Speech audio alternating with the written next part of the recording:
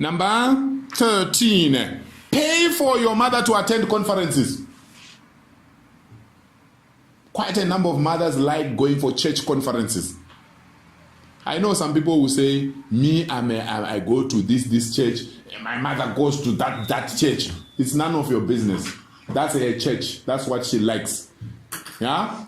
She doesn't go to your church. Respect her. Respect where she goes. If they have an annual conference, make it a point that every year you sponsor her going to that annual conference. Hello? Amen. Is that making sense to us? Amen. Make what matters to your mother to matter to you.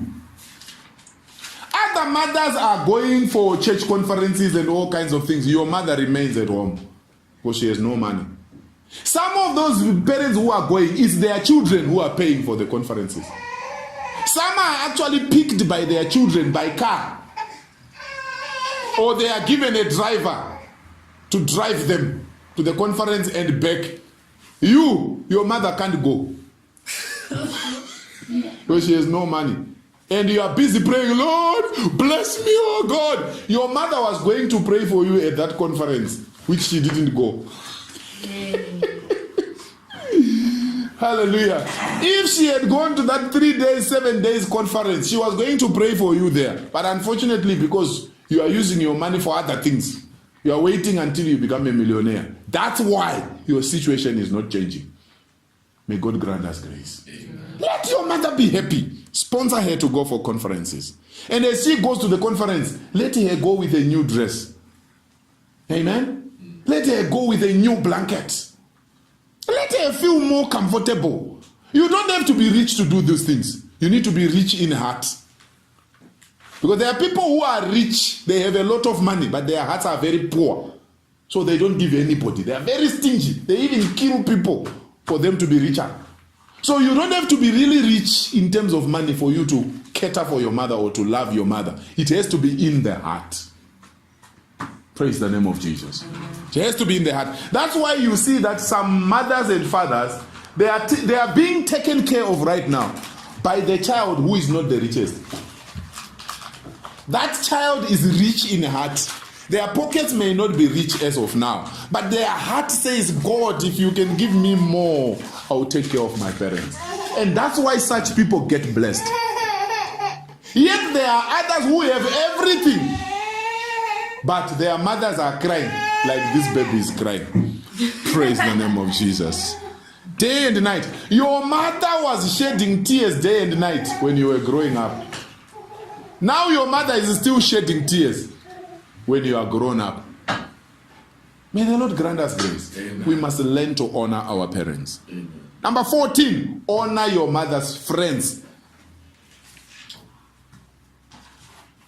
You cannot see your mother's friends and behave anyhow. You are actually hating your mother. When you honor your mother's friends, you are honoring your mother. Number 15, provide for your mother. Hey, this is very interesting. Provide for your mother. E.g., Jesus left his mother in John's capable hands. The Apostle John. The Bible says he was the apostle that Jesus loved most. So in John chapter 19, verse 26 to 27, John chapter 19, verse 26 to 27, we see Jesus on the cross. Imagine, he did not want to let his spirit leave him before he commits. He did it publicly, not in private, to say, John, please take care of my mother. No, he said it on the cross.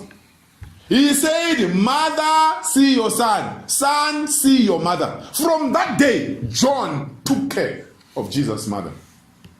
I have a question. Where were the brothers and sisters of Jesus? That John had to become the one now to take care of Mary, the mother of Jesus. Where were they? Remember, they were now following Jesus. They were loving God also. But I think Jesus saw that committing my mother to these people is not good enough. John, in public, take care of my mother. The Bible says in verse 27, from that day onwards, John took Mary, the mother of Jesus, and took care of her. Jesus Christ of Nazareth was so content. You people say, hey, Jesus, God, fire, Holy Spirit. Which Holy Spirit do you know? The same Jesus was concerned about his mother. Why are you not concerned about your mother? The same Jesus we are worshiping, he was concerned about his mother. He said, John, take care of my mother. Are you taking care of your own mother?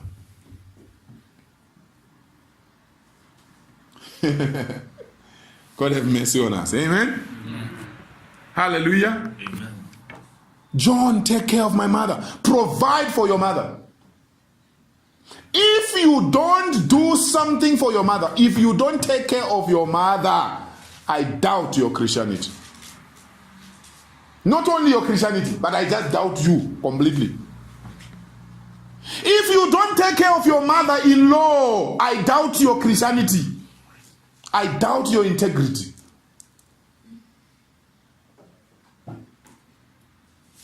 Say, oh, she doesn't like me. You will talk to my wife in private. She will tell you what she went through for the first 10 years. She was not liked. She was not accepted. But my wife kept on telling me, my mother-in-law is my mother. I will love her. She gets cooking oil, 5 liters. She will share in half, 1 to my mother, 1 to her mother.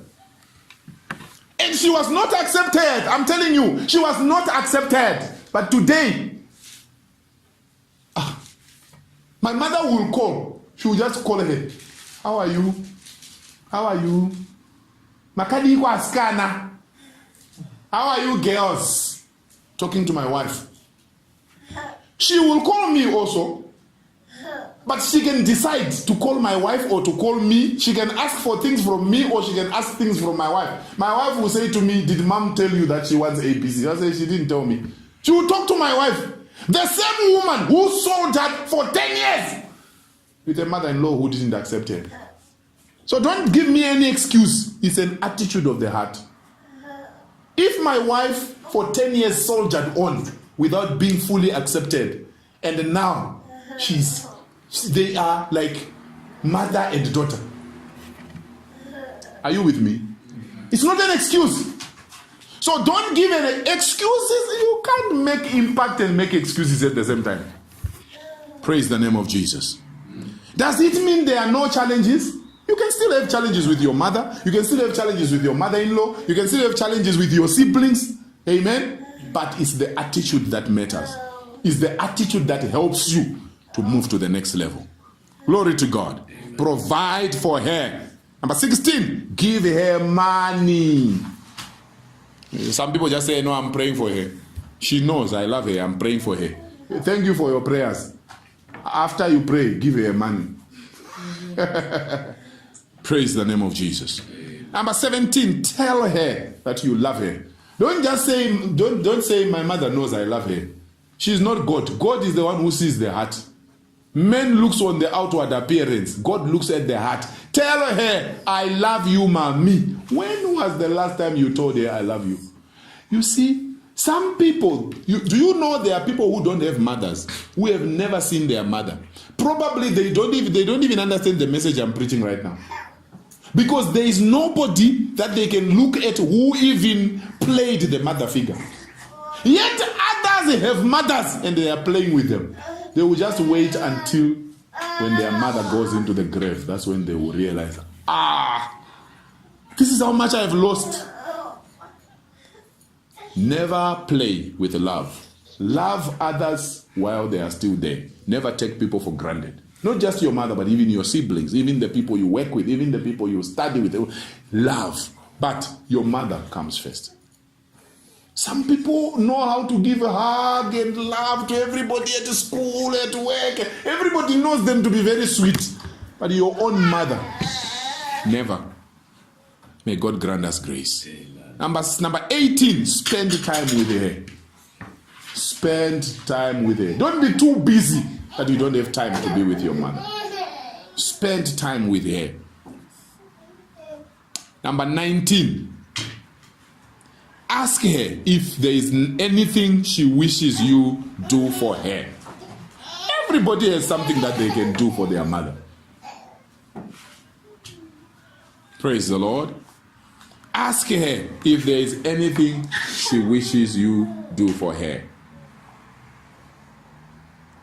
Number 20, ask her if there is anything that worries her.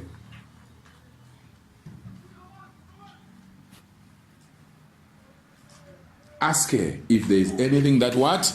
Worries her. She may not tell you until you show an interest. You know, sometimes this is how I do it.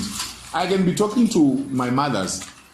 I'll just ask a question. So, what is it that someone can do for you that you would say, you know? And obviously a mother will say, no, nothing. I'm just fine. If I can just get food, I'm okay. You keep asking. I'm not promising you anything, mommy, but I'm just asking. What is it that if somebody was to do for you, or one of your children was to do for you, it would really cause you to say, wow. So that you know. You see, sometimes we give what somebody didn't ask for and what somebody doesn't need. Amen?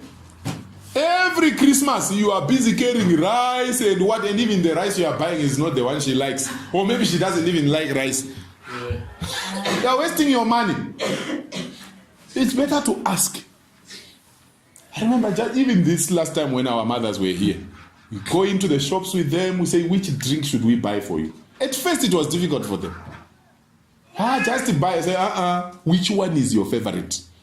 Then each one will now say, I want this one, I want. What else can we buy for you? They feel like it's a burden. I say, I'm the one asking. You didn't ask me. When we grew up, you were suffering for us, you were busy running around. So it's our time now to run around for you. What can I buy for you? Praise the name of Jesus. Hallelujah. Amen. Number 21, the last one. Help her carry burdens. Hey. I've seen mothers and fathers who carry heavy burdens. I'm not just talking of burdens in the heart.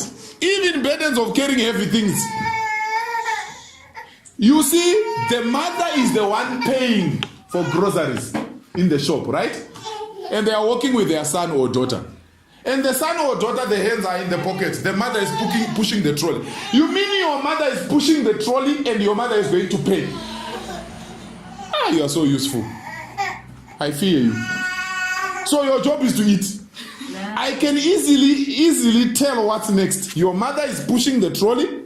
She's the one putting the things in the trolley. When she gets to the till, she's the one taking out for the cashier, and she's the one again putting in the trolley. Yours, you are like a bodyguard. I can be sure when you get home, your mother is the one to cook again. You need deliverance. If you are like that, you definitely need deliverance. Help your mother to carry physical burdens. Help her to carry emotional burdens. Help her to carry all kinds of burdens. She carried your burdens. Even if she didn't, it doesn't matter. Carry her burdens. No excuse. Praise the name of Jesus. Amen. Hallelujah. Amen. I know this was quite a long teaching. So we said, Leviticus 19 verse 3 tells us, every one of you shall revere his mother or his father. We looked at the impact of a mother. We looked at what if I have no mother. We looked at what if I dishonor my mother.